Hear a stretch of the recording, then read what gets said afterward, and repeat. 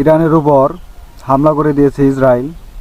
ইরানের প্রায় 30টি জায়গায়, বিভিন্ন স্থানে ইরানের রাজধানী সহ প্রায় 30টি জায়গায় তারা হামলা শুরু করে দিয়েছে, বোমা হামলা।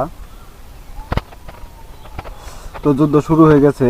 ইরান পাল্টাতোভাবে ইসরায়েলের উপর হামলা শুরু করে দিয়েছে। ইসরায়েলে জরুরি অবস্থা জারি হয়ে গেছে। এখন যুক্তরাষ্ট্র, আমেরিকা সরাসরি এই যুদ্ধে অংশগ্রহণ করেছে আমেরিকার বিরুদ্ধে। তারা যৌথভাবে ইরানের উপর হামলা করে দিয়েছে। একটি সংবাদে দেখলাম ইরানের সেনাবাহিনীর প্রধান নাকি মারা গিয়েছে এই হামলায়। তো তেহরানে আপনার আয়াতুল্লাহ খামেনির বাসভবনের কাছে, কার্যালয়ের কাছে তারা বোমা হামলা চালিয়েছে।